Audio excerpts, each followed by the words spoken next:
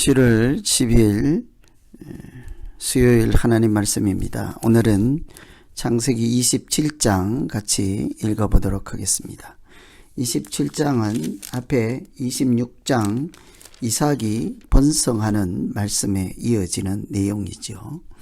25장에서 아브라함의 죽음이 있었습니다. 그러니 26장은 이삭의 이야기겠죠. 그런데 오늘 말씀의 1절 보면 이삭이 나이가 많아 눈이 어두워 잘 보지 못한다 하고 있습니다. 이미 이 말씀 속에는 큰 전환점이 왔다 하는 것을 보여주죠. 이삭이 나이 많아 눈이 어두워 잘 보지 못한다 하는 것은 대개 죽음을 앞두고 있을 때 사용하는 표현입니다. 마지막 인생의 마무리 시점에서 하는 표현이죠. 그러니 25장에서 바톤을 이어받은 이삭의 아브라함의 바톤을 이어받은 이삭의 이야기는 26장이 이렇게 본론에 해당하는 번성함, 하나님이 함께 하시는 사람의 인생 모습이 담겨 있습니다. 27장은 이제 나이가 많아 눈이 어두워 잘 보지 못한다. 이삭의 인생의 후반부, 이렇게 결론 부분에 와 있다고 볼 수 있죠. 그래서 오늘 27장은 이삭이 인생을 마무리할 때에 어떤 일이 있었을까? 오늘 다루는 내용은 또 다른 다음 세대로 넘겨주는 중요한 터닝 포인트에 해당되는 부분이라 할 수 있습니다. 그럴 때 주제로 등장하는 내용이 뭘까요? 이 아브라함, 이삭, 야곱에게로 이렇게 넘어가는 그런 중요한 터닝 포인트 시점에 이 아브라함이 이삭으로 넘어올 때 중요했던 것, 또 이삭이 야곱에게로 넘겨줄 때 중요했던 것, 이렇게 하나님 입장에서는 이들의 세대를 넘어갈 때마다 꼭 다시 한번 말씀하시고 확인하시고 또 우리가 알아들을 수 있게 하시는 내용, 그것은 하나님께서 그들을 축복하시는 말씀입니다.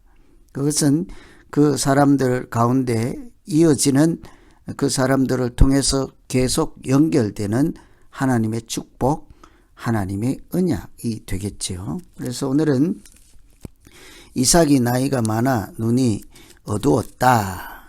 이런 것은 이게 죽음을 앞두고 있고 영적으로도 또한 분별력이 떨어졌을 때, 약해졌을 때라는 것으로 이해할 수 있죠. 그래서 더 늦기 전에 이삭이 자녀들에게 하나님의 복을 넘겨주기 위해서 불렀습니다. 먼저 맏아들을 에서를 불러서 이렇게 얘기를 하죠. 맛있는 음식을 만들어서 내가 너에게 축복을 하려고 한다. 그러니까 음식을 가져와서 축복을 받을 준비를 하라, 이렇게 하죠.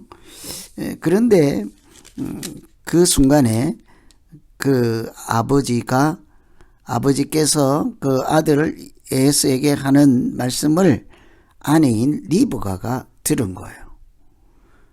큰아들에게 밖에 가서 사냥을 해서 맛있는 음식을 만들어서 이렇게 내가 너에게 복을 전해줄 준비를 하라 하는 이야기를 듣고 아내인 리브가의 생각은 달랐습니다. 저러시면 안 되는데 하고 아내는 아내대로 아버지를 통해서 주신 하나님의 복을 다른 아들인 야곱에게 전달할 수 있도록 또 다른 음모를 꾸미죠. 그래서 야곱을 불러서 이렇게 형에게 아버지께서 축복을 하려 하니 너도 가만히 있을 것이 아니라 염소를 잡아다가 아버지께 별미를 만들어 드리고 복을 받도록 하라. 이게 속이는 거잖아요. 아버지는 이미 에서에게 말씀하셨습니다. 그런데 그 틈 사이에 어머니가 다른 아들을 앞세워서 복을 이렇게 받으려고 하는 것이죠. 야곱 자신도 이 사실을 알고 그래서는 안 됩니다. 혹시 저주를 받으면 어떻게 하겠습니까? 들키면 어떻게 하겠습니까? 안 된다. 그런데 어머니는 뜻을 굽히지 않고 마치 에서처럼 이렇게 변장을 해서 야곱을 끝까지 이렇게 밀어붙이죠. 아버지께 복을 받아야 한다. 너는 염소를 잡아다가 드리고 또 에서의 옷을 입혀주며 이제 가서 아버지께 복을 받도록 하라. 그 아버지께서 변장하고 온 야곱에게 축복을 하죠. 그래서 이 야곱인지 에서인지 정확하게 분별하지 못하고 복을 하잖아요. 그래서 1절에 눈이 어두워 잘 보지 못한다. 영적으로 이미 여러 가지로 분별력이 떨어진 상태를 여기에서 여실히 드러내고 있습니다. 그러나 본인도 내가 죽기 전에 해야 할 일이므로 하나님이 나를 통해서 주셨던 은혜를 그 대를 이어서 넘겨주겠다 하는 그 일을 죽기 전에 해야 하는 것도 사명이지 않겠습니까? 그래서 리브가를 통해서 야곱이 에서를 속이고 아버지의 복을 받게 되었습니다. 이게 오늘 말씀의 큰 줄거리이죠. 내용 요약이라 할 수 있습니다. 그 가운데 우리가 몇 가지를 생각해 보아야 되겠죠. 왜 아버지는 에서에게 주려고 하는데 아버지 뜻을 따라 마지에게 주면 되지 어머니는 굳이 야곱에게 줄까? 왜 야곱에게 할까? 부부간의 사이가 그렇게 좋지 않은가? 이런 세상적인 생각으로 해석할 수 있으나 사실은 하나님께서 이 이삭에게 아들을 줄 때 야곱과 에서와 야곱 쌍둥이잖아요. 그런데 뭐라고 했습니까? 아들을 에서라 하고 한 아들을 야곱이라고 하고 그들이 태중에서 싸웠고 이렇게 둘째가 이제 마지가 동생을 섬기게 될 것이라 이미 벌써 하나님의 뜻이 그들 가운데 다 알려져 있는 상태이죠. 그런데도 아버지 야곱은 하나님의 뜻은 무시하고 세상적으로 그냥 마지에게 축복을 해 주려고 했던 것입니다. 그런가 하면 어머니는 하나님의 뜻을 잘 기억하고 있었다고 볼 수도 있겠지요. 왜냐하면 그 하나님의 뜻대로 야곱에게 축복이 전달되도록 하려고 애쓰는 것, 위험을 무릅쓰고 그렇게 하려고 하는 것을 보면 하나님의 말씀을 염두에 두었다라고 할 수도 있겠습니다. 그래서 아버지를 속여 이렇게 야곱이 결국은 축복을 받게 되지요. 그런데 나중에 뒤늦게는 에서도 아버지에게 가서 왜 그렇게 하셨나이까? 내가 언제 복을 받았습니까? 그때서야 돌이켜보니 아버지께서 축복을 한 아들은 에서가 아니라 야곱이었던 것을 알게 되죠. 그러나 이삭의 판단은 결론은 돌이킬 수 없다는 것입니다. 그래서 이 하나님의 복을 이미 준 것을 다시 거두어 들일 수도 없고 하늘의 이슬과 땅의 기름짐이 너는 멀다. 너는 칼을 믿고 살게 될 것이고 형제가 주가 될 것이고 이렇게 동생을 섬기며 살게 될 것이다. 이렇게 얘기를 하죠. 참 안타까운 이야기겠죠. 그래서 이 야곱에게 이삭이 했던 복의 내용을 다시 한번 생각해 보면 야곱에게는 하늘의 이슬과 땅의 기름짐이 풍성하고 곡식과 포도주를 하나님이 너에게 주시기를 원한다. 만민이 너를 섬기고 열국이 너에게 굴복하게 될 것이고 또 형제들이 너를 주라 부르고 또 내 어머니의 아들들이 내게 굴복하여 저주하는 자는 저주를 받고 너를 축복하는 자는 복을 받으리라. 하나님께서 아브라함에게 축복하실 때 언약을 주실 때 뭐라고 했습니까? 너를 저주하는 자는 저주를 받을 것이고 너를 축복하는 자는 복을 받을 것이라. 세상 사람들에게 복의 근원이 될 것이라 그렇게 얘기를 했죠.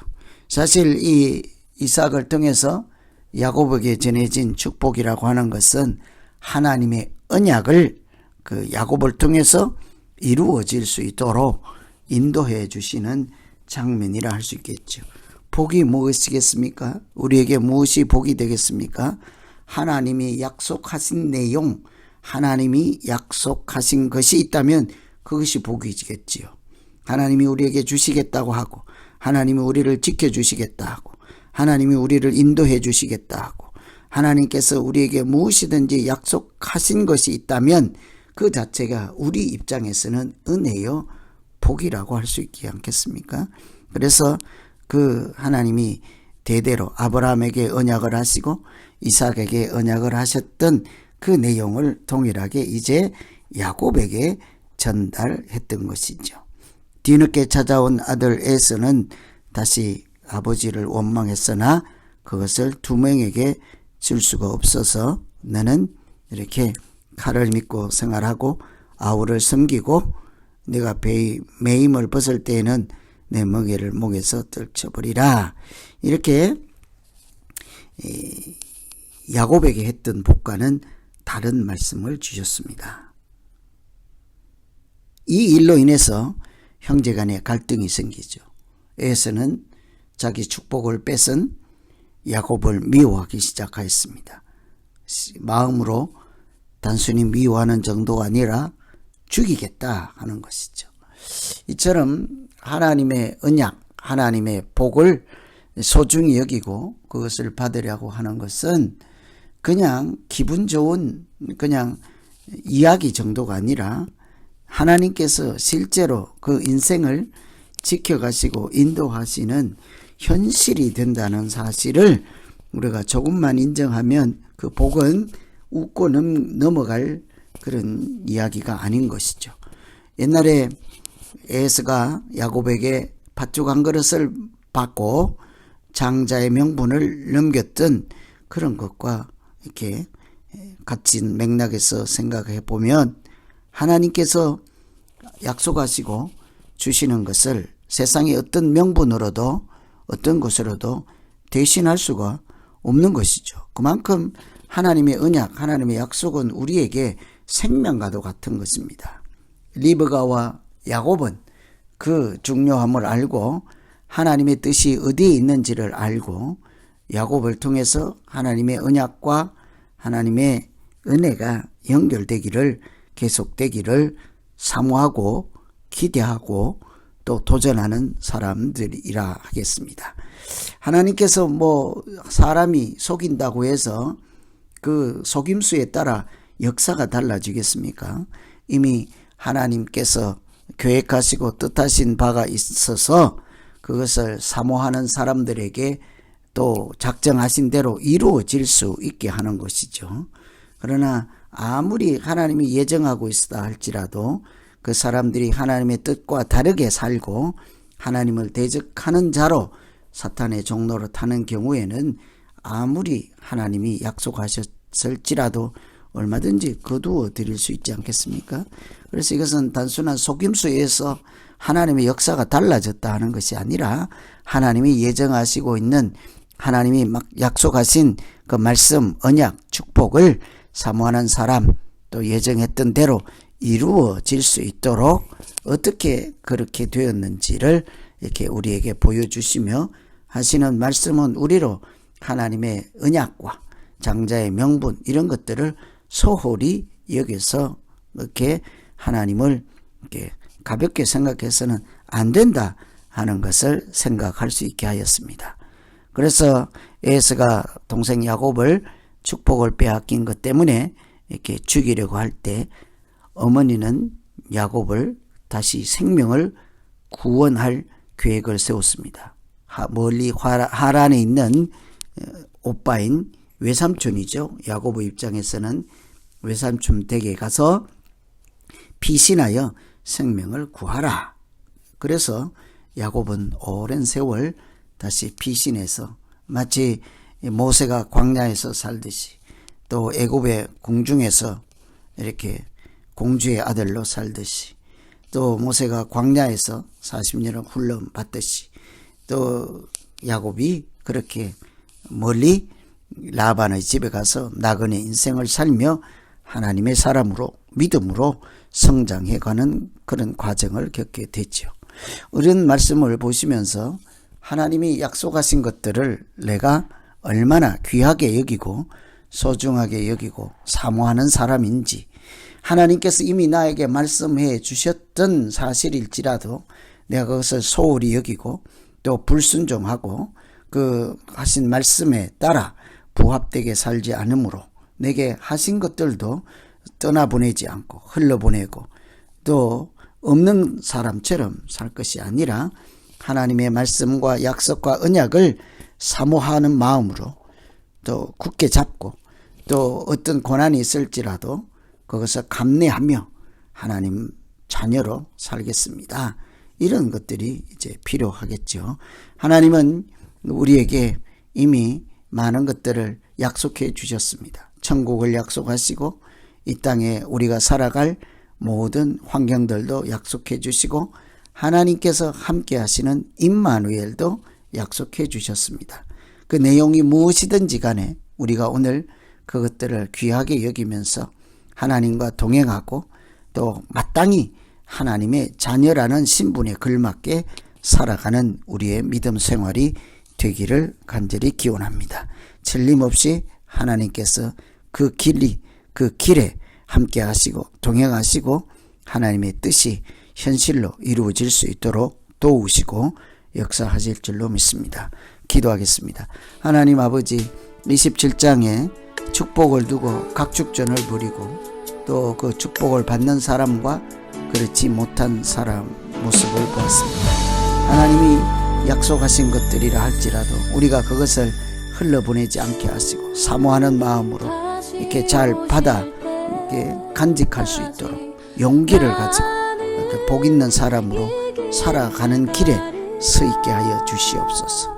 오늘도 하나님 말씀을 생명 양식으로 삼게 하시고 하나님께서 약속하신 언약을 우리가 소망을 삼고 믿음으로 잘 살아갈 수 있게 하여 주시옵소서. 생명이나 여러 가지 위협이 있을지라도 하나님의 사람, 거룩한 사람으로 살아가는 일을 결코 가볍게 여기지 아니하고 소중하게 간직하고 그렇게 믿음으로 살아가는 모두 되게 하여 주시옵소서. 예수님 이름으로